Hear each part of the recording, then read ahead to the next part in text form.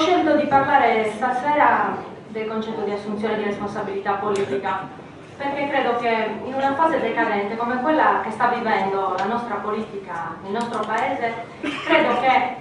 il concetto di assunzione politica debba essere un principio imprescindibile e fondante del nostro partito. Se non vogliamo che le tutele siano solo enunciati di principio o ancora peggio degli slogan elettorali da sbandierare al momento opportuno, dobbiamo assumerci la responsabilità di lottare perché l'applicazione dei diritti sia declinata in maniera così articolata e capillare da riguardare tutti, ma proprio tutti, indipendentemente dalle condizioni di ciascuno. E ogni qualvolta sorga anche solo il minimo dubbio che la godibilità di un diritto non sia piena, ma soltanto parziale, dobbiamo prenderci con orgoglio la responsabilità di esprimere una posizione chiara e forte, senza tentennamenti. Le forze progressiste politiche come la nostra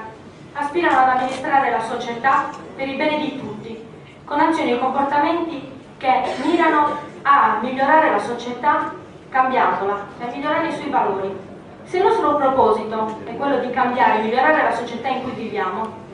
allora ognuno di noi impegnato nel PD ha l'obiettivo e potenzialmente la capacità di partecipare alla realizzazione di una Cagliari migliore, di una Sardegna migliore, di un'Italia migliore.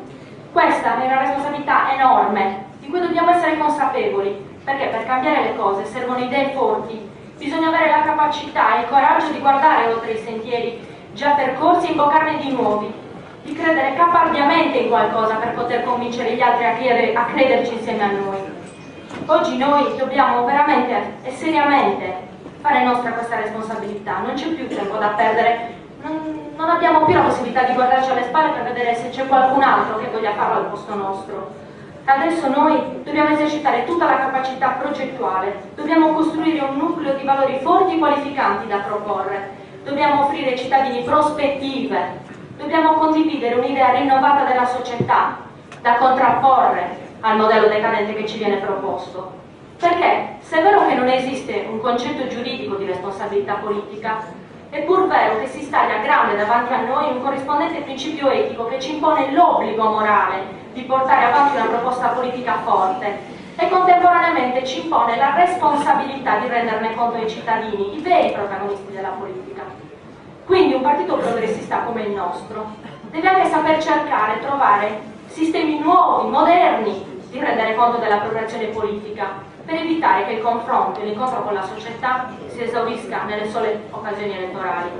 Senza tutto ciò viene a mancare il senso stesso del fare politica, perché altrimenti la politica non è più amministrazione della società per il bene di tutti, ma degenera in quel puro esercizio di potere che alimenta clientelismo e corruzione, e cui il fine ultimo è solo quello dell'autoconservazione e del mantenimento delle posizioni di potere. Oggi siamo qui per parlare di primavera democratica, perché oggi il PD deve rifiorire, deve avere nuova linfa, perché solo il PD può far sbocciare la primavera politica cagliaritana, sarda e italiana.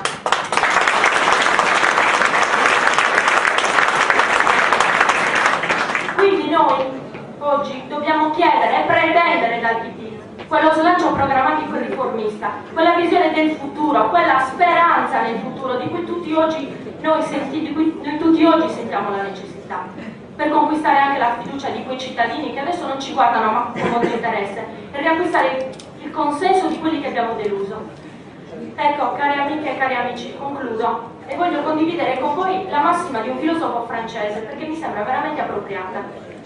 Edgar Morin dice: tutto ciò che non si rigenera degenera.